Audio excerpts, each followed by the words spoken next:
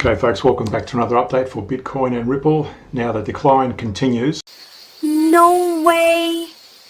But before we go any further, hit that like and subscribe button and reference the +1 videos where we do a deeper dive into some of the trading strategies. In terms of the fundamentals, as of early December, Bitcoin trades around US dollars 86,000, supported by renewed institutional interest in growing adoption of crypto ETFs, but remains sensitive to macroeconomic headwinds, especially interest rate policy and global risk sentiment. Meanwhile, XRP is hovering around US $2.05, buoyed by strong ETF inflows, rising open interest and bullish sentiment that could push it toward $2.80 to $3 if momentum persists. However, XRP carries technical risks, and both Bitcoin and Ripple remain vulnerable to macroeconomic stress or geopolitical instability.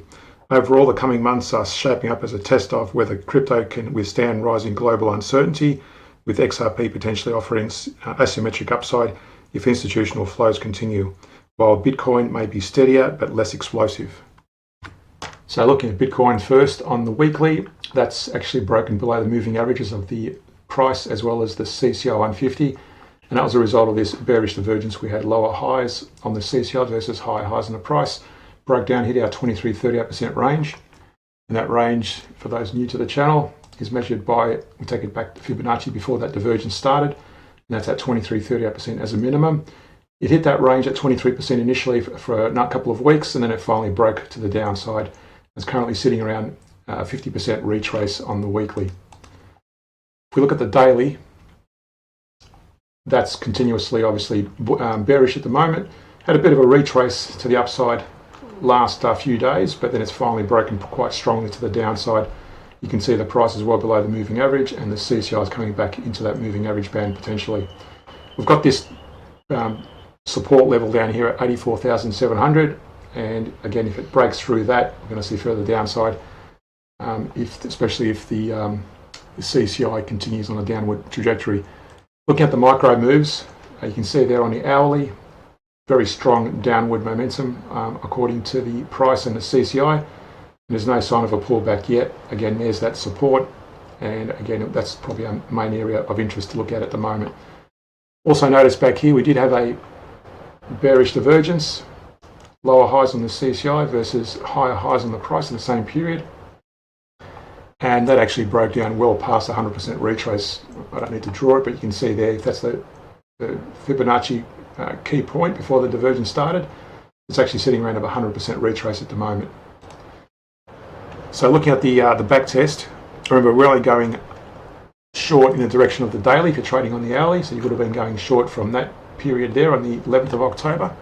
And what that looks like here on the back test from the 11th, you would have started taking short trades. And the way I look at this is look at the moving averages on the price, but also paying attention to the moving average of the CCI. So as long as the price keeps dropping, take note of the CCI that was rising, that was a bullish divergence, and eventually broke up, and you would have closed out your trade at that point there. Avoid going long and then closing and then starting a short position from that point. You could have let it run right up until that point, until you started seeing this bullish divergence start to implement, and it completed by that point. You would have closed out your trades at that point there. Again, notice here there was a bit of an upswing. You would have avoided going short during this period, obviously, and you would have avoided that drawdown. Going short from that period down there, you'll see there the profitability rising, closing it out, going short there, closing it out, and so on, but also paying attention to the CCI throughout the whole period. Again, you would have avoided those drawdowns if you were not trading or holding on to short positions during those upswings. And here we've got Ripple on the weekly. That's already below the moving average of the price chart and also the CCI. Again, another result of this bearish divergence, lower highs on the CCI versus higher highs on the price. That actually broke through that 23-38% range, and it's broken down well below that at the moment in the last few weeks. On the daily, again, you can see there, it did sort of consolidate in the last few days, and it finally broke strongly to the downside like Bitcoin did. The price is below the moving average, and the CCI is actually broken into that moving average range and about to break to the downside on that point there. And currently there's no divergence on the daily to be considering. On the hourly, you can see there the price and the CCI were consolidating for some time. for a number of days actually before finally breaking through. And when this consolidation takes place, it's either going to go one way or the other. And generally in this situation, that's why we look at the larger time frame. And by looking at that, generally it does continue on the direction or the trend of the larger time frame on the daily here. And that's where you would have potentially been waiting for a short position to be placed. So there's no divergence currently on this one. You can see the highs on that one are lower, and so are the highs on the CCI. So there's no divergence currently in play.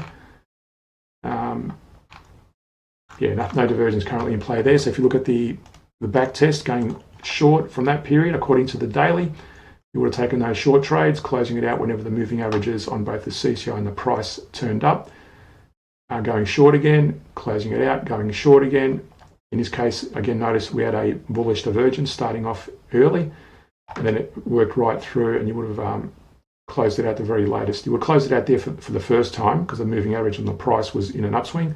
And you would have gone short again there, maybe closed it out there, going short, and closed it out there, and that was a result of that bullish divergence. Hit that 23% range, fluctuated in that range for some time, broke slightly down, and then it broke higher, probably around the 50% level.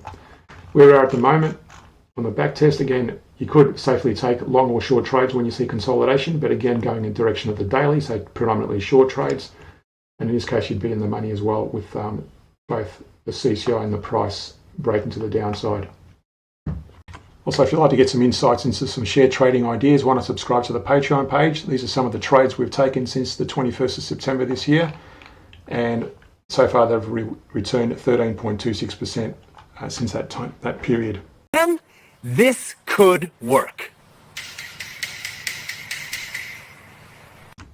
So again, reference the Patreon page, links in the description below. Hit that like and subscribe button. Thanks for watching, and see you in our next update.